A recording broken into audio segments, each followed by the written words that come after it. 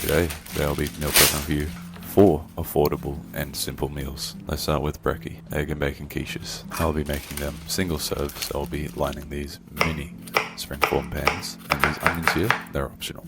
They weren't initially part of the budget, but they gotta be used. And they are certainly a welcome addition. Next is bacon, the most overrated protein there is, but it's still a good accompaniment. Dice it up into nice bite-sized little pieces, just like yourself, and then set it aside. Moving on to the most disappointing protein, eggs, which have gone up about $3 per kilo in the last month. Could someone please kindly explain the egg crisis to me, because there's no longer a shortage in Queensland. I don't get it. Season with salt and pepper, because if you don't, comments will annihilate you. Beat it like your Michael Jackson with a little bit of finesse. This looks like a lot of bacon, but it will shrink. I'll get some lovely colour on it, just like your lovely skin. Now edit it out so it doesn't look like you took up those onions you forgot. Now back over to the metal bowl where I beat the eggs and let everybody get to know each other. And I just want to say, if you've made it this far, and you're a subscriber, if you know what my goals are, I really appreciate you for being here. Now let's go back to the food. Portion out that bacon and eggs and onion, and let's hope nothing terrible happens. So something terrible happened, and I had to put it in one big bowl. Eggs definitely did not leak everywhere. Top this quiche off with some cheese like it's, you know what, I can't say that joke. Bake it until it's golden brown, and she's speaking to you the ancient language. Just admire that for a minute. Isn't she lovely and golden, just like your heart? For what this is, I give it 4 out of 7 Hugh Jackmans. Let's make Japanese curry with pork. I used pork chops because that was the cheapest pork I could get. Like always, beat your meat into submission. Cutting the fat on the pork will stop from bending like a lawn chair and will actually allow it to cook evenly. Season to taste, but you know that by now. Alright, now let's move on to the curry. Circumcise some carrots. Now finger some capsicums that weren't meant to be in here. But I'm using them anyway because food goes off quicker when you pay for it. Cut it up into nice bite-sized little chunky bits, just like yourself. And just admire how colourful this palette is. Now anyways, dice up some Is It Pink Lady apples, then just apply the same method to the carrots and the onions.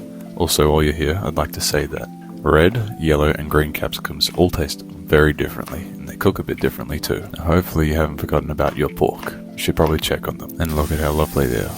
Golden just like the colour of your heart. Now using that dirty wok, you're gonna make that sauce. Of course, all of that goodness stuck to the bottom of the wok, that's hay. Uncle Roger told me all about it. However, he did not teach me about curries. Thankfully, I can always trust my left pocket. Now everyone's gonna get together for half an hour like it's Thanksgiving. No one really wants to be together. We're gonna forcefully mix them with your stick mixer, right? Actually, living in Australia, I don't really know much about Thanksgiving, but that's how it's always portrayed in film. I used potato starch to thicken up the sauce and seasoned it a little bit more. Then I added the capsicums last because otherwise it would have dissolved like my bank account on payday. Very basic, so 5 out of 7 Hugh Jackmans. Now after a full day of meal prepping, I just want to make a simple dinner. So 800 grams of piggy mince and a kilo of chicky mince. Now I'm going to be enforcing some interspecies mingling, but do it appropriately. Use a big enough bowl, unlike myself. Silly head.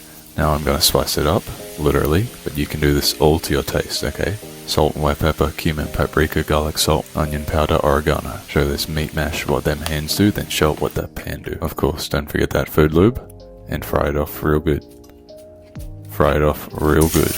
And make sure the pan's ripping hot, otherwise you won't get this good color, you'll just get a stew. Tortilla, cheese of your choice, meat, and then fold it. And I remember these tortillas used to be big. I don't think my hands grow. Whoopsies, just pretend like you didn't see that and put it back in.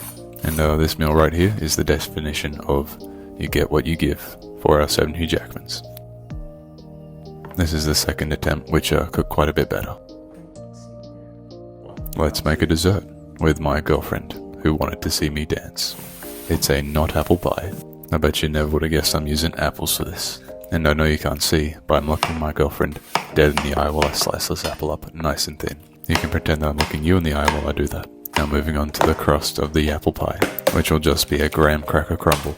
Smash them up while they're still in their bag like it's your boyfriend's apples. So easy, even your girlfriend could do it. Finally, onto the filling. A little bit of that Canadian tree sap. Yep, that looks like a healthy glug. And you're just going to stew the apples in there. Sprinkling of that flaky oceanness. Freshly grate some cinnamon over that. And then some nutmeg too if you've got it. Simmer until the apples are al dente, or maybe prefer mush, I don't know. Very lovely dear, thank you for that. 1 apple for 2, and it's very, very tasty.